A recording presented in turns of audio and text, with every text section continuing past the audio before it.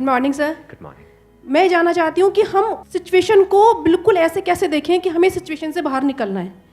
कि मान लो हमारे पास बार बार कोई प्रॉब्लम आ रही है, हम उसे फेस कर रहे हैं, फिर जो आसपास के हमारे सराउंडिंग्स के लोग हैं वो भी टाउंटिंग कर रहे हैं हम पर, नहीं तुमने पहले भी ऐसे किया था, अब फिर तुम फेल हो जाओगे इसमें। तो वहाँ जा करके हम स्टक हो जाते हैं और फिर हमारा कॉन्फिडेंस लूज हो जाता है। हम एग्जैक्टली कहाँ स्टक हो जाते हैं, जिसको आप जो वर्ड यूज कर रहे हो स्टक हो जाते हैं, मतलब आप कह रहे हो कि हम अपनी थिंकिंग में स्टक हो जाते हैं। थिंकिंग में स्टक हो जाते हैं, राइट? कि हम ओवर थिंकिंग में चले जाते हैं। ओवर थिंकिंग कि हम बैठे बैठे बस सोचते रहते हैं कि ऐसा क्यों हुआ, क्या हुआ, ऐसा नहीं होना चाहिए, कि हमारे में कुछ कमी ऐसा हो गया तो क्या होगा, वैसा हो गया तो क्या होगा, मैं दोबारा भी ट्राई किया नहीं हुआ तो क्या होगा। हम जानते हैं कि पहले भी ऐसा हुआ था, फिर हमने उसे ओवरकम कर लिया, लेकिन बार बार वही चीज आते आते फिर वही ब्रेन का जो कंफर्ट जोन है हम फिर वहीं स्टक होने लगते हैं। और जिस कंफर्ट जोन की आप बात कर रहे हो वो एक्चुअल में ओवर थिंकिंग वाला जोन है। ओवर थिंकिंग वाला जोन है, मतलब बैठे बैठे बस सोचते रहते हैं जैसी हमारी कंडीशनिंग हुई है, कर कुछ नहीं पाते हैं। करते भी हैं तो थोड़ा सा करना शुरू करते हैं, उसके बाद वापस से वो थॉट्स हमारे ऊपर हावी हो जाते हैं। राइट? यही आप कह रहे हैं। राइट सर, प्रॉब्लम जो है इतनी ज़्यादा, क्योंकि एक्चुअली क्या लाइफ में अगर कुछ अच्छा होता है तो शायद हम प्रॉब्लम से इजीली निकल जाते हैं, बट बैक टू बैक जब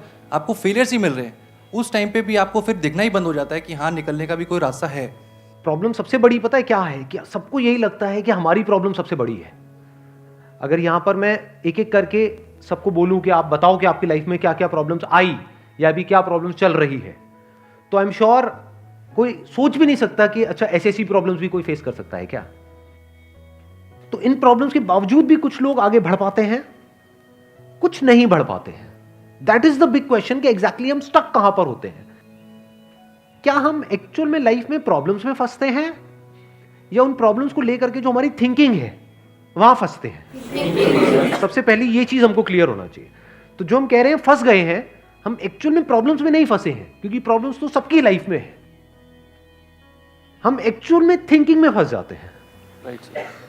ये पॉइंट सुनने में छोटा लग रहा होगा, but it is a very big point two understand in life, जो 99% लोगों को नहीं समझ में आता है। हम क्या समझते हैं कि हम प्रॉब्लम्स में फंस गए हैं, क्योंकि the moment you say that, तो जब तक प्रॉब्लम्स रहेगी तब तक आप फंसे रहोगे। और प्रॉब्लम्स कब तक रहेंगी? लाइफ टाइम, जब तक लाइफ रहेगी। Right. But the moment you से कि मैं प्रॉब्लम्स में नहीं फंसा हूं, प्रॉब्लम्स मतलब लाइफ में नहीं फंसा हूं, मैं लाइफ के बारे में जो मेरी थिंकिंग है उधर मैं फंस गया हूं जाकर के।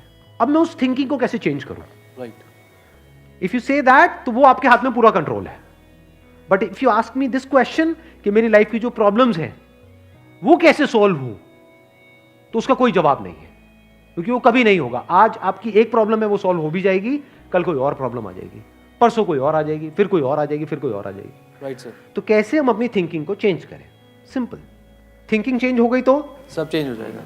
सब चेंज हो जाएगा, क्योंकि प्रॉब्लम्स को देखने का नजरिया बदल गया तो प्रॉब्लम बदल गई। एक बंदा जिसकी थिंकिंग नहीं फंसी हुई है, उसको आप चारों तरफ से फंसा दो, वो निकल जाएगा।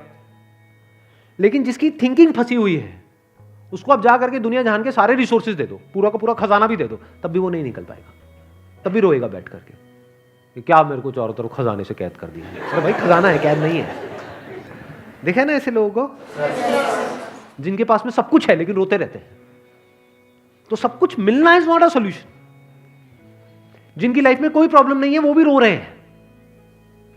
सो अब आता है कि इसका सॉल्यूशन क्या है, कि we are stuck in our thought process, how to get out of it. तो सबसे पहली चीज ये समझनी है, ज्यादा सोचने से कुछ नहीं होता है, सही सोचने से होता है। अभी सही सोचना क्या है? What is right thinking? Positively, not positively सोचना। इसको भी ध्यान से समझ लेना। पॉजिटिव सोचना क्या सही सोचना होता है?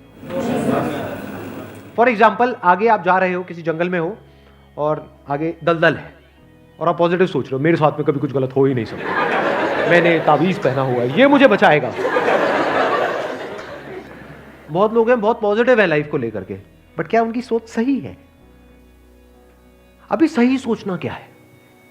सर मेरे हिसाब से मतलब इंटेलिजेंसी से सोचना, कि मतलब कुछ ऐसा सोचे कि आगे जाके हमें कोई हानि ना हो, कि एक इंटेलिजेंट माइंड से सोचे। अभी इंटेलिजेंट क्या है और फूलिश क्या है? एक है फूलिश तरीका सोचने का, बेवकूफों की तरह सोचना, एक है इंटेलिजेंस के साथ में सोचना। What is intelligence? जिसको हम इंटेलिजेंस कहते हैं वो इंटेलिजेंस क्या है? साइंस को इंटेलिजेंस कह सकते हैं? नहीं कह सकते। नहीं कह सकते। तो किसको कहोगे? सुपरस्टिशंस को इंटेलिजेंस कहोगे? सुपरस्टिशंस मतलब क्या? बिलीफ, कुछ भी मान रखा है उसको पकड़ के बैठे हुए उसके हिसाब से एक्ट कर रहे हैं।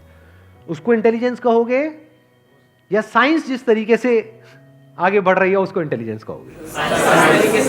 एग्जैक्टली। तो साइंटिफिक वे ऑफ थिंकिंग समझना पड़ेगा, वो क्या है, उसको अपनी लाइफ में लगाना पड़ेगा, तब आप कह सकते हो आपकी जो थिंकिंग है वो सही है। अब ये साइंटिफिक थिंकिंग मतलब क्या?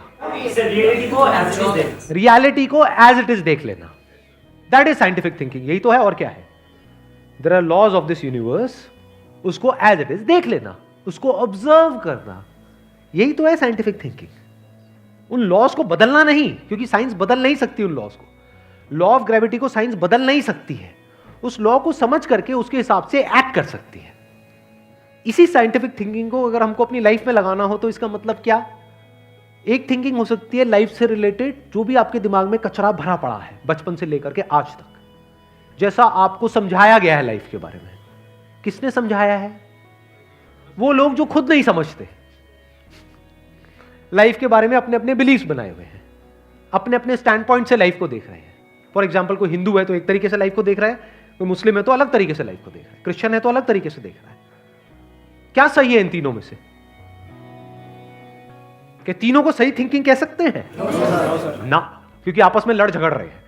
साइंस में कोई लड़ाई झगड़ा होता है? अगर मैं किसी साइंटिफिक फैक्ट के बारे में बात करूंगा, क्या कोई हिंदू, मुस्लिम, क्रिश्चियन आकर के आपस में लड़ सकते हैं? नहीं। तो ये सही थिंकिंग है। एक है जो हमें सही लगता है, एक है जो सही होता है। दोनों में जमीन आसमान का फर्क है। एक है जो आपको सही लगता है, एक है जो सही है। तो साइंटिफिक थिंकिंग का मतलब क्या, अगर इसको हमको लाइफ में लगाना हो तो, यानी लाइफ को आप एज इट इज देखो, ऑब्जर्व करो, फिर उसके बारे में सोचो। This is scientific thinking. और ये जो फंडा जिसकी मैं बात कर रहा हूं, इसको आप लाइफ के किसी भी एस्पेक्ट में लगा सकते हो। इसको बिजनेस में लगा सकते हो, इसको जॉब में लगा सकते हो, इसको रिलेशनशिप में लगा सकते हो, इसको हेल्थ में लगा सकते हो।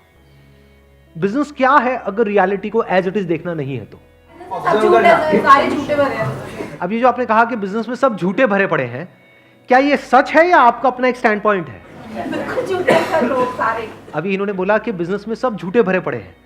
अभी ऐसे ही यहाँ पे मैं अलग अलग लोगों से अलग अलग बातें पूछूंगा ना, तो सब बड़े कॉन्फिडेंस से बोलेंगे, as if they know it for sure. जैसे मैं पूछूंगा, हाँ भाई यहाँ पे किसी मेल का किसी का ब्रेकअप हुआ होगा, तो सारी लड़कियां ऐसी होती हैं, सब धोखेबाज हैं। ऐसे ही कोई लड़की से पूछूंगा, वो आकर के बोल देगी, सर ये तो मर्द जात तो है ही ऐसी, इससे कुछ हो ही नहीं सकता। क्या ये सच है या आपका अपना एक स्टैंड पॉइंट है, अपना आपका एक बिलीफ है? तो ध्यान से समझ लेना, इसका जो सबसे पहला स्टेप है वो है अंदर जो भी कुछ पड़ा हुआ है आपके, जो भी आपने मान रखा है उसको छोड़ दिया। अब आप हल्के फुल्के हो गए, अब एज इट इज देखा लाइफ को, लाइफ को ऑब्जर्व किया as life, not my life. For example, anger, क्या एंगर आपका है? बट आप एंगर का सोल्यूशन कैसे निकालते हो? मुझे गुस्सा आता है, मुझे गुस्सा नहीं करना है। कभी भी आप एंगर का ऐसे सोल्यूशन निकाल ही नहीं सकते। सिर्फ आपको आता है गुस्सा या सबको आता है? सबको आता है। तो क्या एंगर सिर्फ आपकी प्रॉब्लम है या एंगर एक लाइफ की प्रॉब्लम है?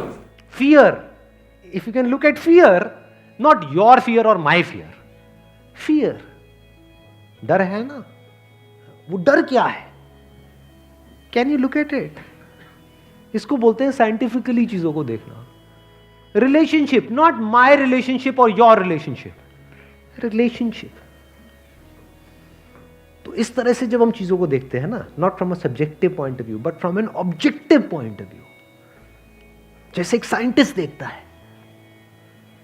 जैसे एक साइंटिस्ट ऑब्जर्व करता है, वहां पे ना खुश हुआ जाता है, ना परेशान हुआ जाता है, ना पॉजिटिव हुआ जाता है, ना नेगेटिव हुआ जाता है। This positive and negative is your stand point, is a subjective point of view. In objective reality, उसमें खुश क्या होना है और दुखी क्या होना है, वहां पर सब कुछ क्लियरली नजर आ रहा होता है। वहां पे कभी भी हमारी थॉट प्रोसेस स्टक नहीं होती है, हम फंस ही नहीं सकते। बिलीफ्स में आप गारंटेड फंसोगे। शॉर्ट टर्म में वो अच्छे लग रहे होते हैं क्योंकि वहां पे कंफर्ट मिलता है। जो भी हमने मान रखा है, अगर उसको पकड़ करके हम बैठे रहें और उसमें गोल गोल घूमते रहें तो बड़ा कंफर्ट मिलता है, लेकिन आगे जाकर के वो हमको फंसा देता है, एंटैंगल्ड कर देता है। बट जो रियलिटी है वो धीरे धीरे आपको आजाद करती रहती है, जितना आप रियलिटी को समझ जाते हो उस लेवल तक। यानी कि अगर इसको मैं पूरा समअप करूं, जो भी मैंने अब तक कहा है उसको, ये सेशन शुरू कहाँ से हुआ था? फेलियर से हुआ था कि एक के बाद एक हमने लाइफ में बहुत सारे फेलियर्स फेस करे हैं। तो अब अपने फेलियर्स को ऑब्जर्व मत करो, अपने को बीच में से हटा दो, ऑब्जर्व करो ये जो फेलियर्स हैं ये क्या है। तो you will start seeing the nature of those failures, you will start seeing the causes of those failures. For example मेरी लाइफ है, अगर मेरे को उसको ऑब्जर्व करना है, दो तरीके हो सकते हैं। एक ये, अब मैं अपनी लाइफ में थोड़ा सजा रहा हूँ जिससे कि आप उसको रिलेट कर सको। मैंने पास में कुछ गलतियां करी, बहुत बड़ी बड़ी गलतियां करी, मेजर लॉसेस हुए, तो एक एंगल तो ये हो सकता है मैं ऐसा कैसे कर सकता हूं। दूसरा ये है कि मैं ऑब्जर्व करूं कि एग्जैक्टली वो गलती क्या थी और उसका कॉज क्या था। तो वो दिख जाता है, अच्छा उस टाइम पे वो ग्रीड बहुत ज्यादा हावी हुई पड़ी थी। अच्छा ग्रीड क्यों हावी हुई पड़ी थी, इतना लालच क्यों आया हुआ था कि हाँ ये करना है, ये करना है, ये करना है, ये क्यों आया हुआ था? और ये बचपन से ऐसी कंडीशनिंग हुई पड़ी थी, बचपन से घर में यही सारी बातें सुनी थी, तो इसलिए I was acting out of that information जो मेरे अंदर फीडेड थी, and that was not correct information. वो सारी इंफॉर्मेशन गलत थी, जिसकी वजह से मैंने जल्दी से एक्ट किया, बिना सोचे समझे, बिना सही थिंकिंग के एक्ट कर दिया, उस वजह से जाकर के फंस गया। तो मुझे उस बंदे ने नहीं फंसाया, मैं खुद फंसा अपने लालच की वजह से। तो अब ये क्लियर हो रहा है हम कैसे देखते हैं। तो वंस वी सी दैट, तो अब मैं उससे पूरी तरह से फ्री हो गया, because I understood something which is very basic in life, जिसकी वजह से पूरी की पूरी लाइफ एक अलग ट्रैक पे निकल गई। क्या समझ आया? कि कभी भी ग्रीड से एक्ट नहीं करना है। अब इसको हम समझते हैं, कैसे समझते हैं? मॉरल साइंस की बुक से। वो सब बकवास है, ये लालच नहीं होना चाहिए, सबके अंदर लालच भरा पड़ा है, बट लालच हमको कैसे फंसाता है, इसको ऑब्जर्व किया अपनी गलतियों के बेस पर, और फिर समझ आया अच्छा ये होता है। लालच से ग्रोथ नहीं होती है। लालच से आप पैसा कमा सकते हो, बट उसको आप ग्रोथ नहीं कह सकते, क्योंकि आप डिग्रेड हो रहे हो, तो आप एक्चुअल में ग्रो नहीं कर रहे हो। एक्चुअल ग्रोथ में उसको कह सकता हूं जो होलिस्टिक ग्रोथ हो, उसको ग्रोथ बोल सकते हैं। आपने पैसा तो कमा लिया, लेकिन डर में जी रहे हो कि मैंने इतने घपले कर दिए हैं, अगर किसी ने पकड़ा गया तो पता नहीं क्या हो जाएगा, क्या फायदा ऐसी लाइफ का? उसको आप ग्रोथ कहोगे? Can you call it growth? ना। तो लालच से ग्रोथ नहीं होती। तो ये चीजें समझना बारीकी से, स्टेप बाय स्टेप, तो आप गलतियों का पूरा नेचर समझ सकते हो। The nature of mistakes, the kinds of mistakes, the types of mistakes, और उनके कॉजेस क्या होते हैं। और जैसे ही हमको ये सब समझ आ जाता है और साफ दिखने लग जाता है, तो वो गलतियां होनी हमसे बंद हो जाती हैं। और जितनी भी गलतियां हो सकती हैं, उन सबके अगर नेचर समझ आ जाते हैं, तो गलतियां होने की पॉसिबिलिटी फ्यूचर में ऑलमोस्ट खत्म हो जाती है। प्लस जब समझ आ गई है उसकी रियलिटी, तो वहां पे ओवर थिंकिंग के लिए जगह नहीं होती है, अपन थिंकिंग में स्टक नहीं होते हैं। Wish you all the very best, thank you so much for coming.